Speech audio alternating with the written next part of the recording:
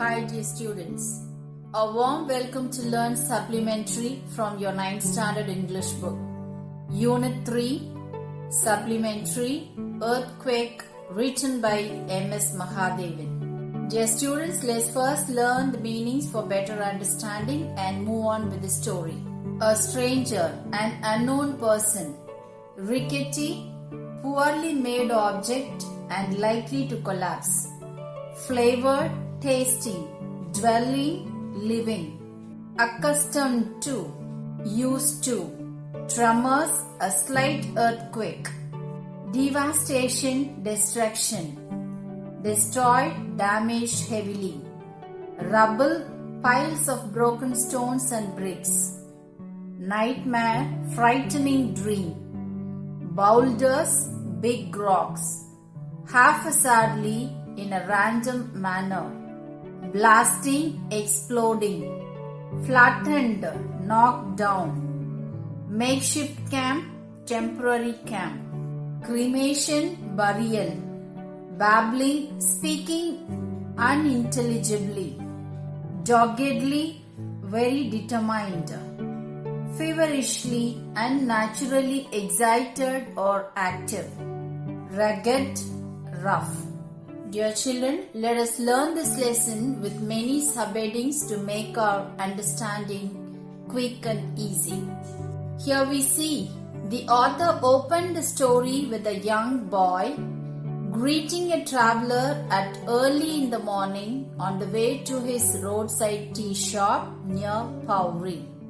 Actually, Pauri is the headquarters of the district Pauri Garhwal and also the Garhwal division. And Pauri is a hidden treasure because one of the most beautiful and dominating color of fiery orange sunset is seen in Pauri in Uttarakhand state. The climate remains pleasant throughout the year except winters. Now we learn about the young boy who is called to be the narrator. One morning, this young narrator, walking to his tea shop with a can of milk, invited a traveler who looked tired and cold.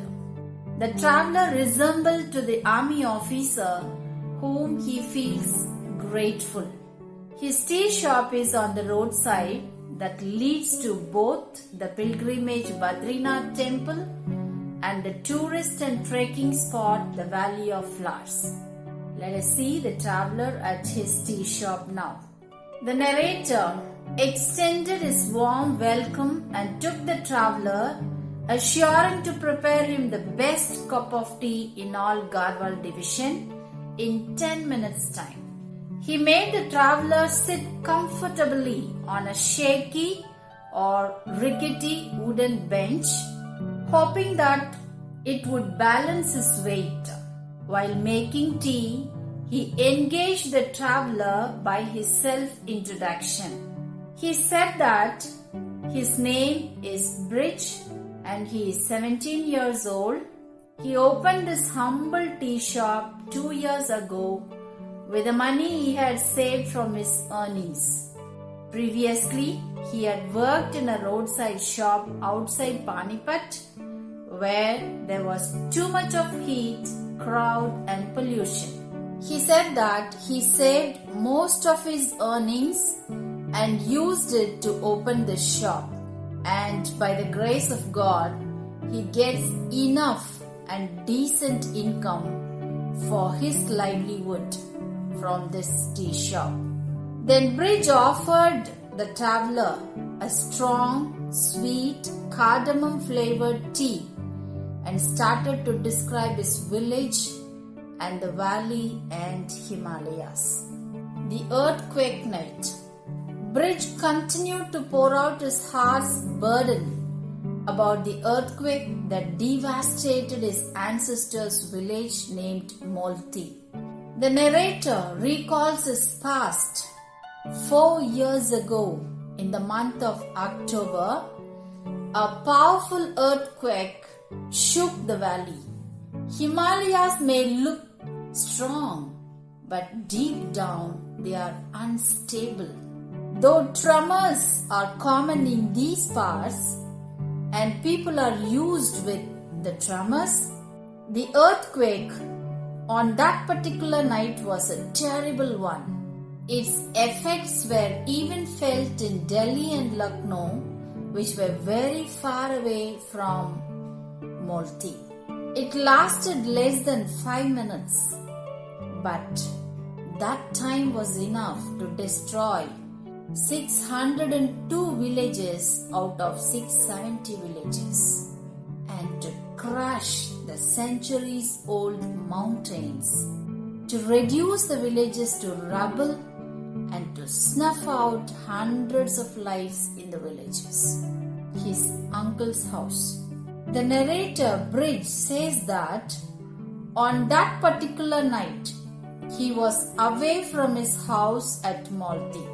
He had gone to Pauri to buy his school books and stayed there at his uncle's house at Pauri. He added that people at Pauri too felt the shake in that particular night, but Pauri withstood the tremor that shook again and again. The next morning, he was among the first one to reach the village accompanied by his uncle. Dear children, let's now read about his house at Molthi. The narrator Brij says that their house was a two-storeyed stone building with a slate roof which was built by his great-grandfather. There were 3 children. They were cared by his mother as his father died of illness just 14 months ago. Brij was the eldest son.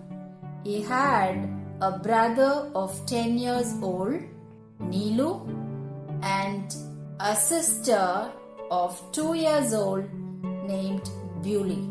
His grandmother lived with them. When he reached the village, every single house in the village, every wall and roof had been flattened.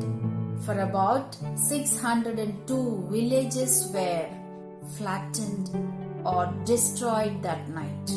Only stones, rubble and dust remained there. Rescue operation.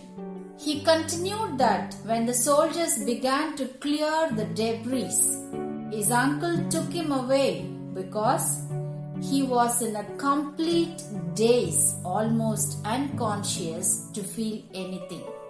Around evening, his uncle called him gently to perform the last rites before sunset.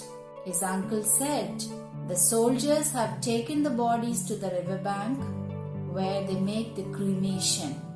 At that time, he recalled the moment he had last seen his family smiling and waving their hands at him at the doorway while he was leaving to Pauri. But not like this, a lifeless bodies. All the other bodies were there, but he couldn't find his sister Bewley there. His uncle told him that the soldiers had not found his sister Bewley.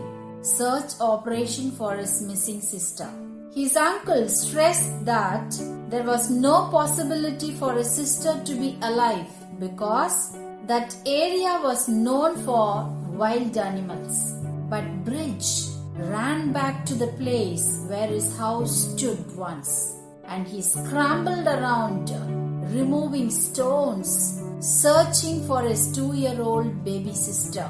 The army officer who had supervised the relief operation noticed the narrator Brij and said that there was no one alive there.